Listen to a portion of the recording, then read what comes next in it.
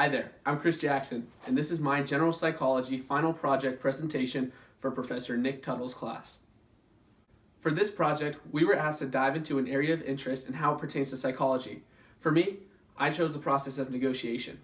For about 5 years now, I've been running my own sports memorabilia firm, and to obtain my items, negotiation plays a large role in obtaining these cards, whether it be for a $100 Andrew Luck auto or a $20,000 Michael Jordan rookie. Through researching this topic, I've been able to incorporate new techniques to my negotiating skills, as I will elaborate on in this presentation. Mary Rowe, a public official at MIT, encourages people to think of negotiations as all interactions between two or more points of view. It's possible to negotiate with yourself. Negotiations come along with decisions that are big and small in everyday life. This includes when to fill the gas tank, how to spend money, who picks up the kids, when to have sex, and whether or not to get married. According to a CBS News article, it is estimated that we spend nearly 80% of our time at work in formal or informal negotiations with customers, managers, other employees, as well as ourselves. Negotiation asks how both parties can get their interests satisfied while keeping their relationship strong. Negotiating well means neither party feels cheated, manipulated, or taken advantage of. Psychologist Daniel Shapiro, Associate Director of the Harvard Negotiation Project, states that in negotiation, there are core concerns when it comes to creating disputes and finding resolution.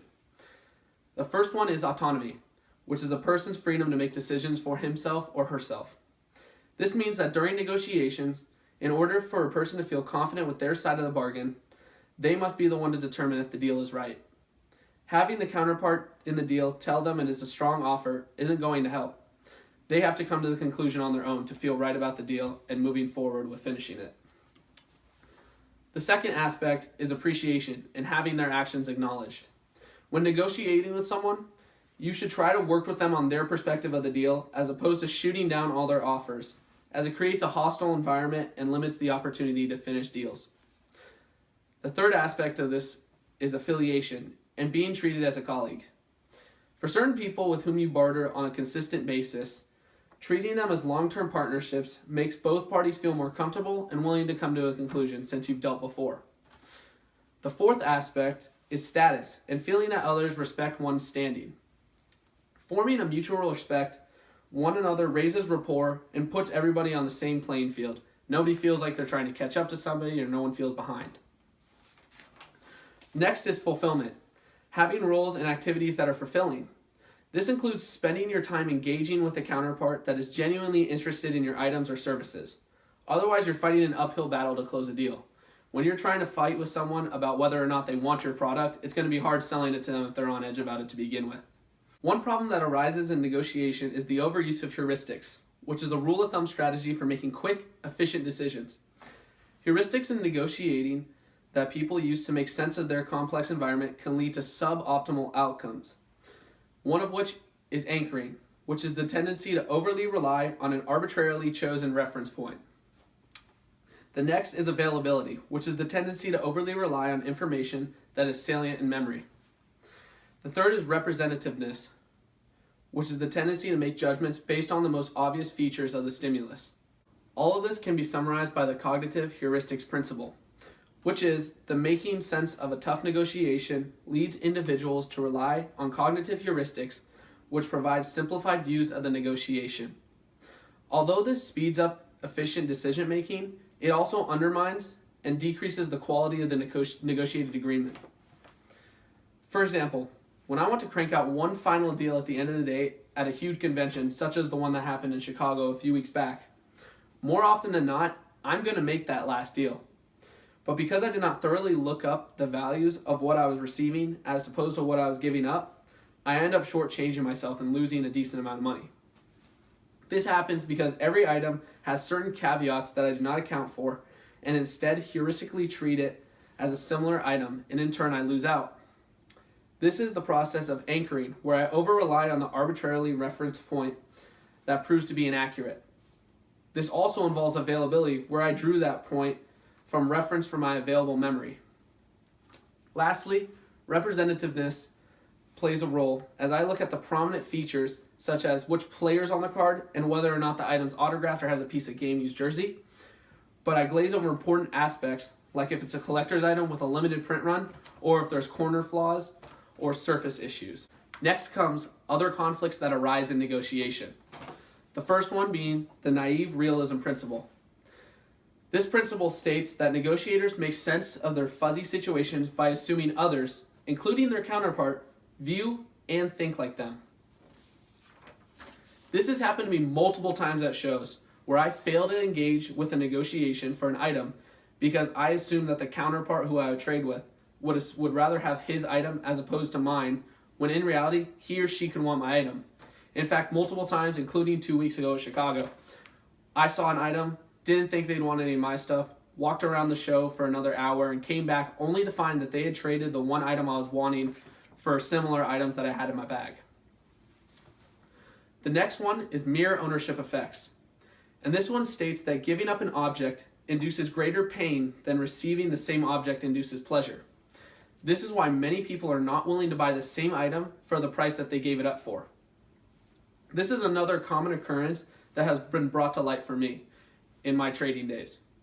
When I sold a Tom Brady 1/1 autographed patch for $1,500 about a year ago, the opportunity came for me to be able to buy back this same item once again. Although I love this particular item, it took a lot of money to allow me to give it up in the first place, and there was a lot of pain giving up this card as I'm a huge Tom Brady fan. Buying it back, though, wouldn't allow me to get that same pleasure as opposed to the amount of pain it took giving it up, and therefore I didn't buy the item back. I decided to go for something else. The third one is the self-threat principle. This one states that because individuals desire a positive self-view, and opposition and conflict inherently form a threat to the self, negotiators develop ego-sensitive reactions towards their counterparts. Self-threat drives toward avoiding behaviors and away from problem solving, which serves as a catalyst for conflict escalation. Next comes epistemic motivation, which is helpful in negotiation.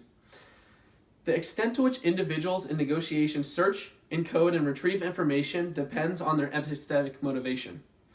This is the desire to develop and hold accurate and well-informed conclusions about the world. In process accountability, epistemic motivation, EM for short, increases and individuals expect to be observed and evaluated by others with unknown views about the process of judgment and decision making.